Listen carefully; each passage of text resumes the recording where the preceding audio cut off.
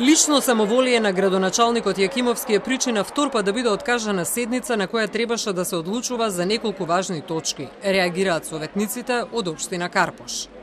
Речи се идентична ситуација како во февруари, вели Ристов, кога треба да расправаме за важни точки, како денешните, плановите за вработување во школите и градинките, проширување на буџет, гласање суспензија на ДУП-от на спорната 28-катница во Карпош.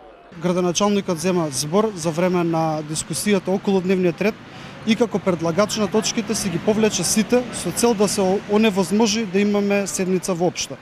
После тоа, од кога одлучивме ние советниците дека во интерес на Карпош е да одржиме седницата, се повлекува и службите заедно со него, со што ни се оневозможи технички да одржиме седница, значи нема тонски запис, нема записник, што ни е законска врска при одржување на седници на Совет. Не сакам да претпоставувам, но оваа тенденција на откажување на седници кај Стефчо Јакимовски се има појавено секој пат кога нешто во насока на урбанизмот не е по негово.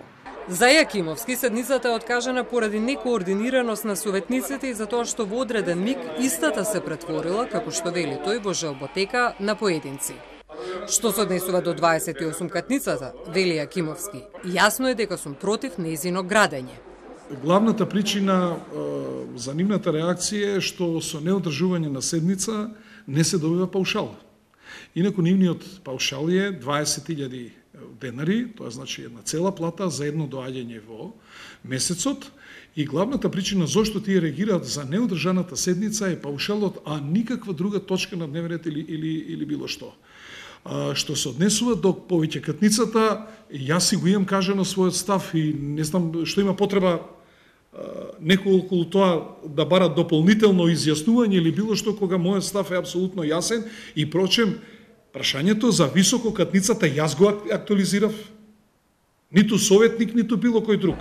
Председателот на Советот на општина Карпош, Бранко Ристов, се надева дека следната седница ќе биде закажана во најкус можен рок и истата ќе се одвива непречено.